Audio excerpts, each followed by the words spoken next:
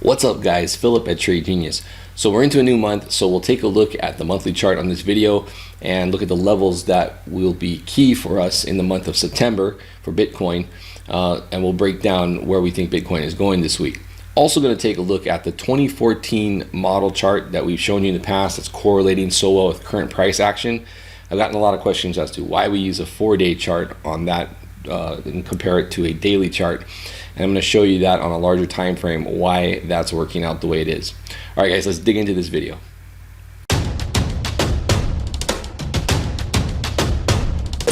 Trade Genius.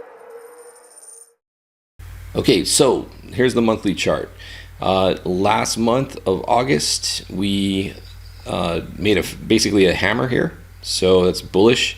What I liked about this is we actually eked out past the prior low of July, and then retracted and closed back above. So that to me was pretty bullish. So what I'm looking for in this chart, or at least as far as candle closes go, you're going to notice that this month had a high around 77.70. This closed around there, and this opened around there. So that's a key level on the monthly. So what we want to see is that level breached. If you're a bull, you want to see that level. If we can get a close above that level, that's going to be pretty bullish. The high that we're really gunning to get after and make a new high, this would be kind of a game changer, and then you can start talking about runs being made to the upside, is really this high in July of 84.88. Okay, so that was basically our last cycle up. And if we can break out of this descending wedge and get above that, and if we close above that, if we close above 84.88 this month, that's going to be probably the return of the bull, in my opinion. So 84.88, keep that number in mind this month. All right, let's take a look at the weekly chart. Again, in this descending wedge, and you'll notice that the BTC shorts versus long, we've crossed back up again, and actually we'll look at that on the daily, but that's something to be aware of, guys, because when the shorts are getting stacked like that, you want to be aware of that, because a lot of times that can be fuel for a short squeeze. If we're going up, okay, so if we're going up and shorts are growing, that's the potential. Now, it doesn't mean that this can, is always going to be the case where when they grow we get a pop, because if it's happening to the downside, you could add more pressure to the long positions or support levels and break through those. But if we're going up and we see that cross up and the shorts are building, that's where they can start covering real quick, and then you get a pretty good spike. But on the weekly, again, we're in this descending wedge formation. You'll see that also on the daily chart. What's bullish is we did cross over the weighted moving average 20. That's good. We still have our work cut out for us, but that's a bullish sign. Again, this trend line above is going to be a bit of an issue for us to work through. As far as things like divergences, not seeing anything jumping out at me right now in the weekly. So far, volume isn't super spectacular. It is actually just falling off a bit on this rise up. So if we close next week with a higher volume bar and a green candle, that's going to bode really well for the bulls. Okay, now if we look at the daily chart, okay, so now we've got the descending wedge, and we can see these levels here. We've been long in the room on this trade. What's been interesting about this is that there hasn't been a whole lot of pullbacks on this move up. Here you got a pullback. Here was more of a consolidation, but we didn't really see too much of a pullback on this move up. So buying the dip was a little tricky.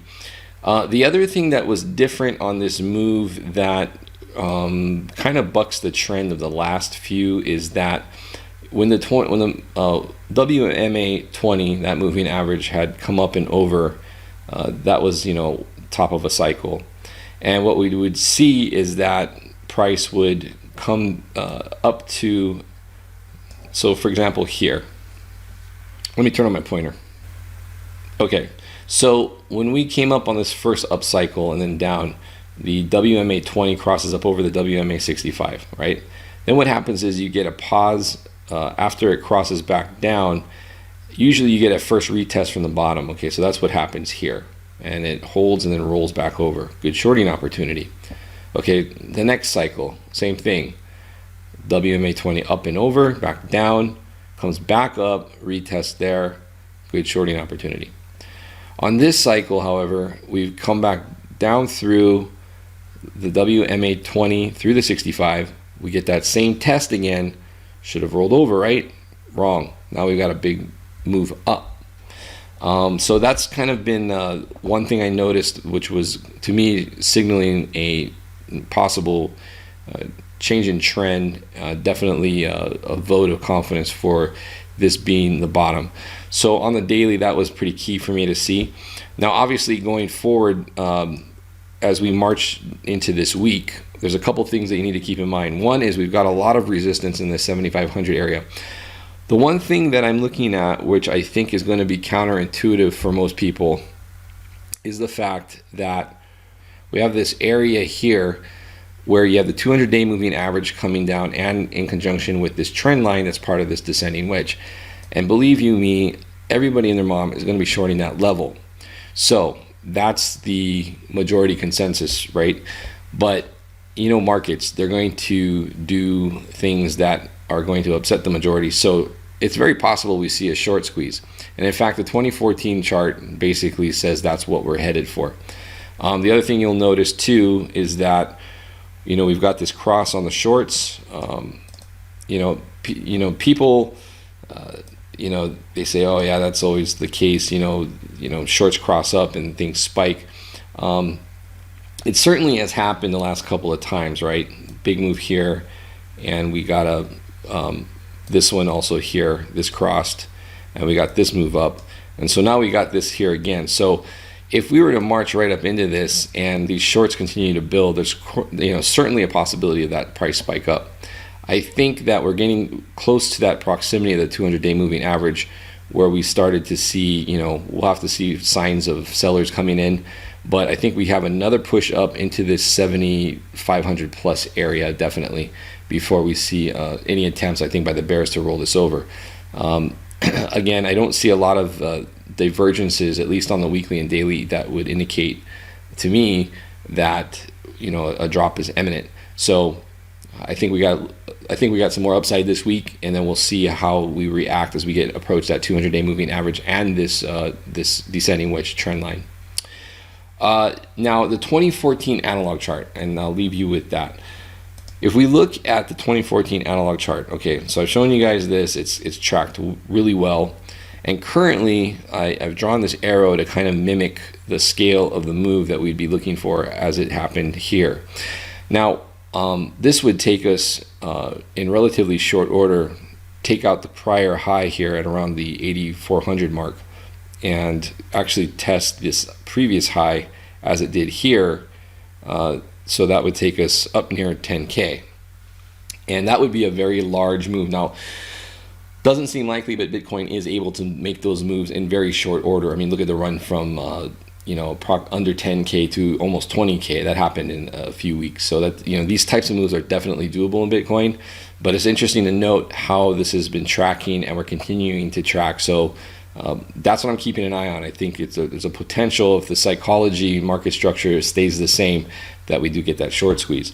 So the question I get is, why the 4-day? That's something you just pulled out of the air. At first I was looking at the market structure, and I saw that it was very similar, except that it was just more spread out. But what you have to keep in mind is that, if you're in, this is now a chart that kind of just goes way back, and you see, we kind of get into these parabolic moves. So 2017 had its own parabolic move. You could have drawn a parabolic arch in here, but we're basically, this is the context of a larger parabolic arc that we're going to have several of these types of blow off moves until we really capitulate, and so this is going to span a longer period of time. But if you notice, so this is the previous 2014 2015 period that we have on the upper part of the chart.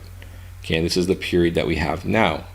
So in the context of a parabolic rise or macro parabolic rise, you should expect to see these types of moves go up, and you'll have shorter durations, right, until it gets compressed and more compressed and more compressed. And I'm not saying it's going to be exactly like this, but that's just kind of the food for thought. So these moves get smaller in duration and smaller in duration until it just finally blows off. Okay, so that's why this is happening.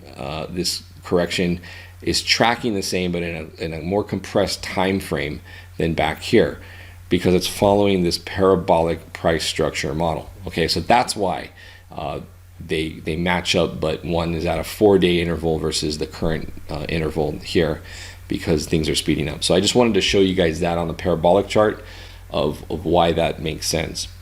So there you have it. I think there's potential for fireworks this week. The levels again to be looking at for the at least for the immediate week would be this overhead area of around 7,500 plus, and then we're probably any kind of pullbacks, you're looking at pretty solid support now at 6,800.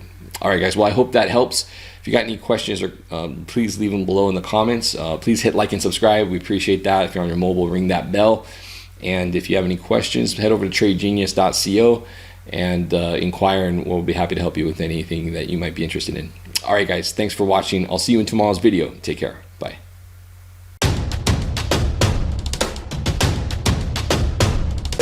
Trade Genius.